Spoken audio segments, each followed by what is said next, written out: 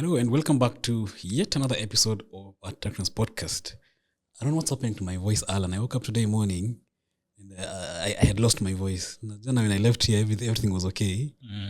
But I'm happy to be this career. What happened is I took some kahawa, no drinking chocolate actually. I think it had so much sugar. When I woke up in the morning, my voice was completely gone. I think that's also one of the reasons why I came really late. But so today we are here to explore a very interesting topic. As I always said, the TechTrends Podcast is the show where we explore innovations shaping Kenya's tech ecosystem and beyond. And I think the last couple of episodes we hosted quite interesting guests. Yeah. And one of the guests that I found very interesting was Kamore from LG, my friend. Then we hosted Ryan from Samsung as well to talk about AI. And I think AI is also one of the topics that I really want us to focus on for this particular episode. So maybe just before I go on and say why this episode is very, very important, introduce yourself. Yeah, so hi everyone, my name is Alan. I love talking about tech, business, basically, and also current affairs and new tech. I think, Alan, so the reason I said I find this episode quite interesting and let's talk about AI is because we are doing this episode, it's a special one to me and I think to us because it's just leading up to the first event we are planning, the TechTrends Pulse, which we are hoping to host either in June or August. And basically TechTrends Pulse is a half-day tech forum that is designed to showcase how organizations are leveraging tech, especially AI, artificial intelligence, to just optimize processes, drive innovation, and of course, transform operations. And, let me take you back to just some research I was doing before I came to this podcast. So apparently, Kenya has been ranked the third largest country when it comes to AI adoption. Oh. Yes, does that come as a surprise to you? Yeah, I'm wondering, which is the first one?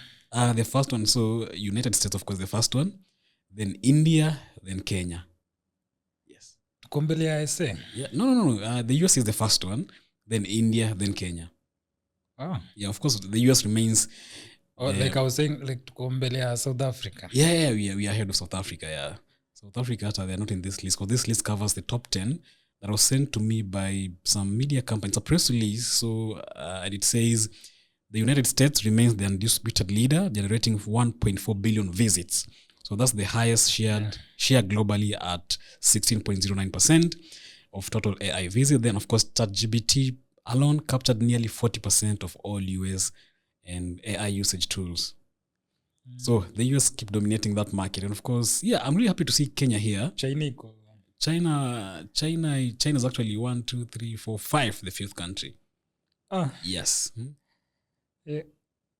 I think if we connect with our today's topic, which is AI for productivity, that means does it mean Kenya we are the laziest? Because I don't think we are. I think the AI adoption is actually very big in this country. If you're in the space we are in, we cover so much news on AI, right? We've seen a lot of companies like Safaricom and the likes pushing AI. The other day we hosted Ryan here from Samsung, and of course he was talking about AI is becoming mainstream and how companies like Samsung actually at the forefront is pushing this AI. Yeah, I think generally when it comes to tech, Kenya we are very quick at adopting new tech. And I don't know why the government doesn't sort of tap into that, because I think generally Kenya we take technology to be part of our day to day. So I wouldn't be surprised because if I remember going outside a bit, even with Bitcoin and all that, you remember most people were testing Bitcoin came to Kenya for early test and all that. So at some point I'm not surprised. Yeah, and I say the AI is actually growing very big. I know you sit here with me in this office almost 90% of the time. I'm always getting a press every day. I have to get a press release around AI. Yeah. We've seen a lot of startups coming up around AI. You remember how there's a point fintech startups are raising crazy funding. Now AI startups are raising crazy funding. Yeah, I was thinking nakakaa tu naona even with not to plug any brand, but even like Alpha Block, it getting they approved by the Capital Markets Authority. Like I saw it brought so much in terms of like publicity, and I think it's a good thing seeing like us still retaining like the tech edge. So I'm excited to discuss about more on the tech, on the AI, and basically like the productivity. Which AI tools have you tried using? Yes, I need to explore more. ChatGPT, I've used Sora. Nimetumia Replit. I've used another one called Lovable. Actually, there's a website I've done exclusively with Lovable. I've also, there's an app I was trying to do for a long time. Then I came across Replit. I paid Replit the membership. I paid the membership purposely for that, and I did the app in about like 30 minutes and then published. And you know, when I hear you say all these things, there's always that worry, like, is this really AI going to take away our jobs? Because you see, I remember there's a time Safaricom did a very nice ad, and they received so much backlash. Yeah, because I'm not sure if they actually entirely got rid of their designers, and now they're still using AI images to run ads. And people were complaining, and they're actually all over banners. With that, you can actually see them pushing home fiber with an AI image, pushing their product with an AI image, and of course there was so much backlash around that. And maybe just the ones you use, right? Having seen what is happening, have you seen what is happening in this space? How would you describe this space? Honestly saying, I'm more used to like, for instance, like ChatGPT, to a point like ikiweza enda down for some hours, I would have stress. But that is not to say like it has replaced my job. Because for instance, like I do strategy development in terms of like documents, company plans, planning and all that. So when it comes to like serious documents like those, you can't entirely give it to ChatGPT. And for instance, you ask me like, hey, let's do a strategy for launching a new product that we need, we have been given by a client. I can't go into like ChatGPT and I tell it, create for me like this. No. Then also, the output you get from the app depends on how well are you in terms of like prompts. So you have to be able to know first of all what you want and how you want it done, and then once you have like, for instance, that initial draft, then it's up to you now to be able to use your human intelligence and then now perfect it to the perfection. Then also, for instance, like if it's the image, like I was showing the team some of the images I've developed for the programs we have. You see, for the first initial generation, it was giving me like really not the images I'm expecting. Then I kept on prompting it further. Then if it comes closer to what I'm looking for and I need just a quick solution for it, I go with that. But when, for instance, now for the final piece, I could use now the images as just for using them basically as sort of like wireframes to give me the ideas, and then I go now into the actual app. Which is Illustrator, and then I'll do like a way better graph, and within like very few minutes. So you see, like generally my productivity has increased, but then it hasn't replaced what I do as Alan. Like myself, I'm a creative, but then with the combination of with the tools, then I'm able to do a better work, a better job than what I was doing. And then also, like before, we used to have we used to have like meetings where we have to do like drawings and all that. That one I don't need to do it anymore. I just go to Figma and I tell it, create for me wireframes for a brand guide for this and this. Then it gives me the wireframes templates. Then now I go into the actual app and I do the actual job.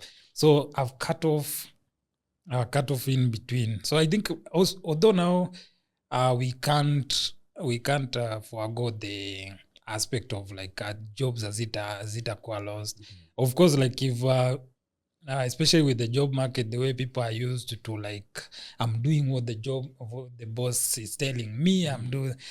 If I'm able not to find a tool I'm able to tell and it creates for me within 30 minutes what the team can spend like a day doing, then it becomes now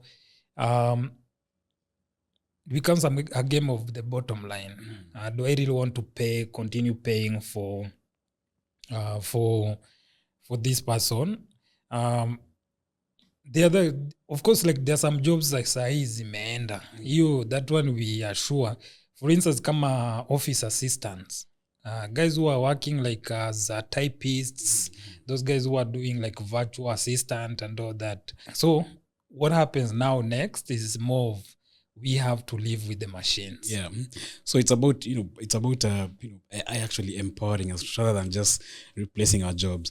I was actually trying to look for an article. It was a press release that was sent to me about how AI is going to really replace a lot of office jobs that are currently happening. Actually, but I'm glad you mentioned about prompts. I was just reading how prompt engineering as a job description is actually really growing for a lot of people. So once you get to learn about the skill, then it becomes a bit easier. Right.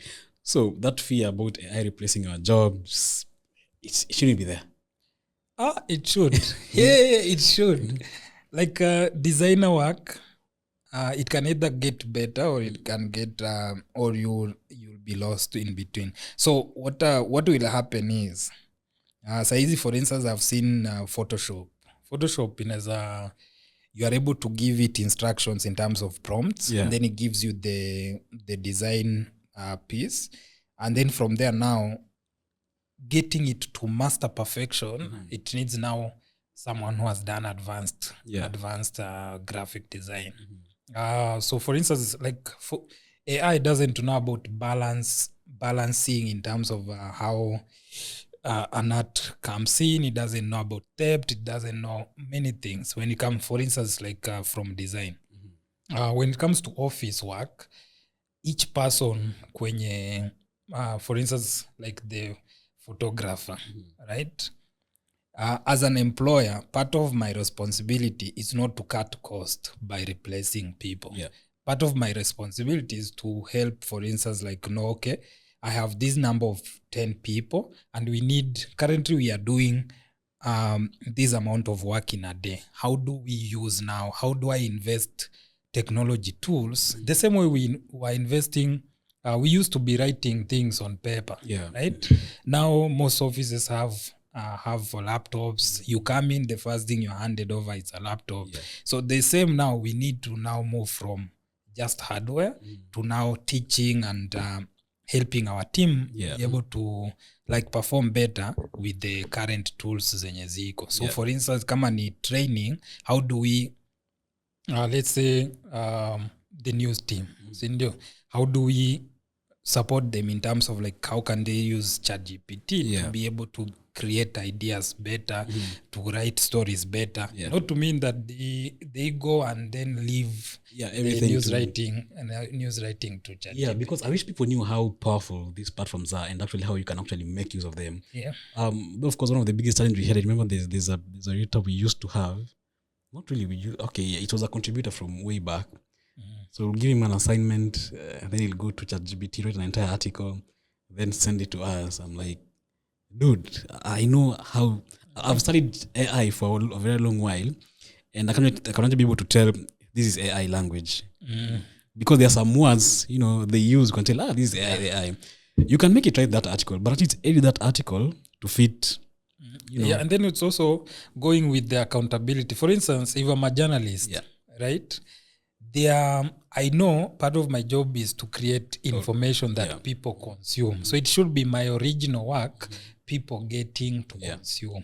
If I'm a writer of a book, I am writing a book for people to consume, right? So it needs to be an original piece, because if I'm going to be charging people for money for them to buy the book, then part of my responsibility is that they are buying a genuine book, right? So it now goes the same way. Like if I'm a business person and I write business documents, then part of my responsibility is to make sure that the client getting the business document, it should follow the standard way of business and the form of the business practice. So if I'm a journalist, I also need to follow the journalism criteria. Like the editorial process doesn't change. And it doesn't change. I think that's why there are a lot of media houses actually implementing that. So they have an AI policy that if I use AI to write an article, I need to actually make sure my audience or my readers are at the bottom of the article. Just, be honest. Okay, this is I got help. I got help with AI in doing this article. I love the example Ryan gave when we did the Samsung episode. How just turning back to productivity, and basically just it shows how productive even these AI platforms can actually help you become. And it's one of the things we're really trying to push even for the TechTrends Pulse breakfast session. How as corporates, as organizations, how do you make use of these AI platforms to make you more productive? Because there's so many. Remember Ryan gave an example saying how they were working on a script, a Swahili script for an advert for radio. And his team was like, "Hey, it's taking so long. Swahili is very hard. Swahili Sanif is very hard to put in a document." Translating. So they just used. He just went to the Galaxy S25, did the prompts, get for me this script based on this for radio, this amount of minutes, and send it to them. And they're actually surprised how And you see that saves you a lot of time. So you still have time to do a lot of other things. Yeah. So and if you see for instance in that example, Ryan Hack didn't replace the agency. The agency is still there. He's also still the head of user experience, right? So the biggest part, which is I think also what we need to push forward, and I think even those who are in the recruitment agencies and all that, we have to now start having a paradigm shift in terms of how we think about technology. Yeah. The same way when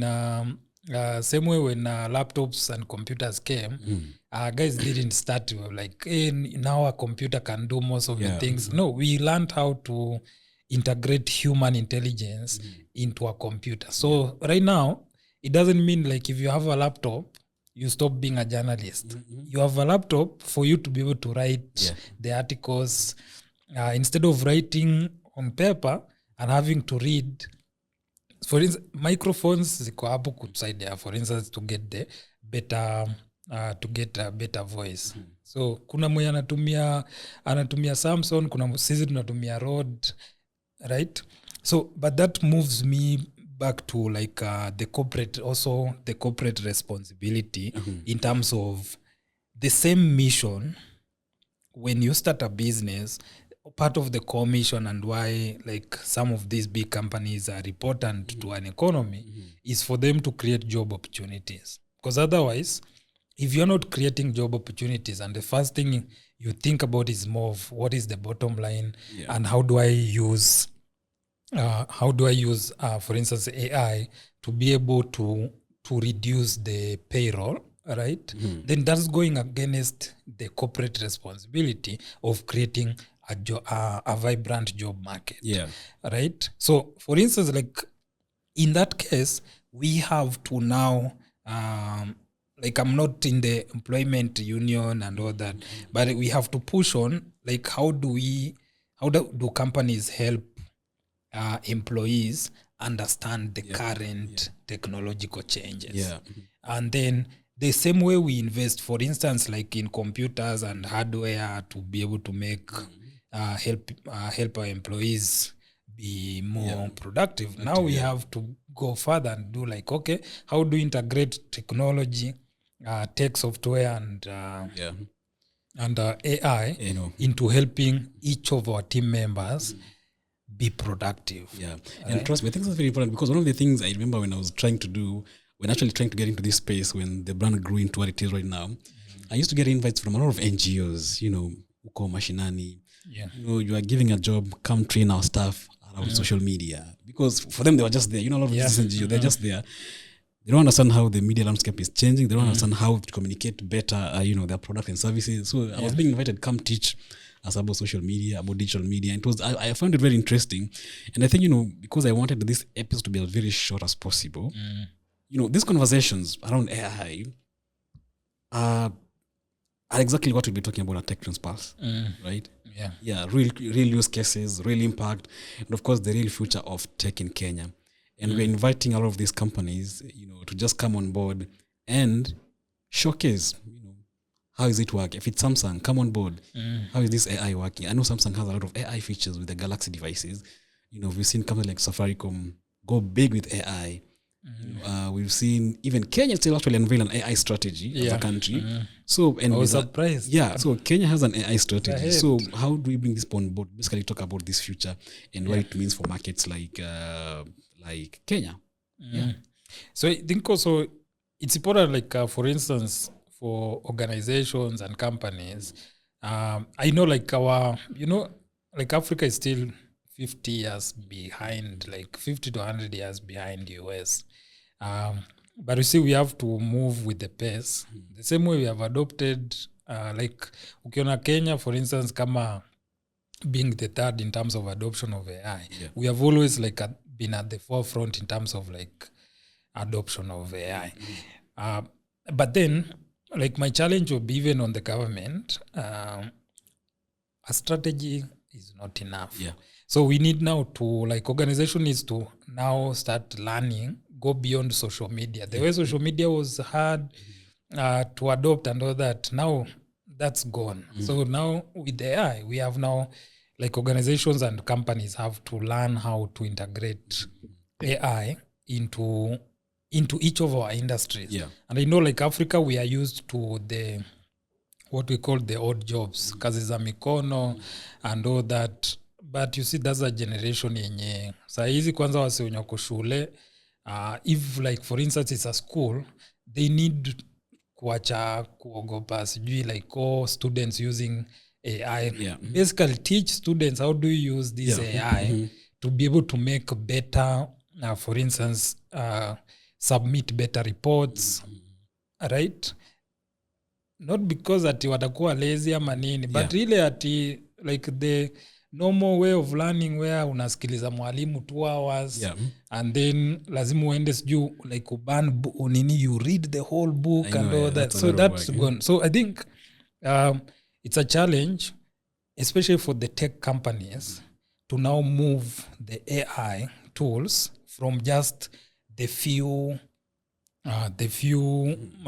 corporates and now go into more of like adoption of the mass market. And I think if now the company can show companies coming to the Tech Pass can be able to showcase like what are the use cases of like these new tools of Samsung AI into manufacturing, education, non-profit and all that. And basically, how do we use the tech to be able now to accelerate the African economy in a bigger way? There's always that bit, just as we wind up, there's always that bit about we're always being told how Africa as a continent missed on the first industrial revolution. Yeah. And whenever you go to these talks, I attend a lot of tech summits and events. They always say like, we missed on that first bit. Please, let's not miss on this. The second bit, because now this where tech like AI now coming. Let's not miss on just taking advantage of these, technologies and just make use of them to, grow our productivity, and everything else that we can think of. Also, I'll just add in, like, I know price is another something huwa ina to draw off. Unapata softwares like Adobe itakuja with a high price, but size, like even with the good thing, like with most of the tools za AI, the subscription ni kidogo. Yeah. So unapata like what you are able to achieve with a subscription ya kitu kama 2K. It's a lot. Yeah. So hata ukisema even if it's a team subscription useme ufanye wase guys and you do like a 10,000 team subscription, the amount of time and the amount of work the team is able to do with that tool as an accelerator, it's more than 10 times the amount of money you're investing in. So I think it's, for me, I would refute a lot, like when someone says AI is coming to replace jobs. No, it's our moral code. The moral code of business is we exist to create opportunities and grow economy. We don't exist for any other reason. So if a company, for instance, like Safaricom, takes AI and takes the technology and then gets rid of the designers, as a creative, I'm very furious. I was like, no, you can't. You have to use the tools, retain the jobs, but then increase your output in terms of like, because if the people are more productive, then Safaricom makes more money, which means it scales faster, right? But then if they set for instance, like they should be able actually to show how does AI, and I think even as part of the policy for the government, my advice would be how, as a government, the government is committed to creating 1 million jobs, right? How does AI help companies to grow faster, to create more jobs? Good. Yeah, I think we should just end it there because we've had so many episodes on AI and we'll keep having more episodes on AI. Yeah, maybe one of the things we should do during the TechTrends Pulse event, just set up a podcast booth at the venue so that all these brands can come together and have an episode around how they're implementing AI.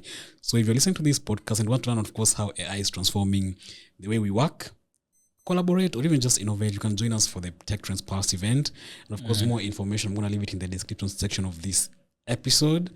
Or just you can check our socials for just more information how you can partner with us and collaborate. Just showcase. I think we're also working on a landing page. Yeah, on a landing page for the same. It's going to be going live in a bit. Yeah, so I think, that's it for this episode. Thank you so much for watching and listening. You can subscribe wherever you're listening. And don't forget, of course, to follow us on our socials or any other podcast streaming platform you might be listening from. My name is Nixon Kanali. Oh, yeah. So before you end, can we also, like, if someone has a good use case of how they're using AI, can they send us like a voice note? Yeah, they can send us a voice note. In fact, when you check the description section of the podcast in all the podcast platform, I've said send us a voice note about the topics you want to talk about. So if you're able to actually do that, you can feature like some of the voice notes, and we can publish them like on our socials, and especially like Twitter, and we can also have a discussion, and someone can reach out if they want to be featured on the show, like they have a good use case. We're happy to discuss. Great. Yep, I think that's it. My name is Alan. My name is Nixon Kanali. I'll see you in the next episode.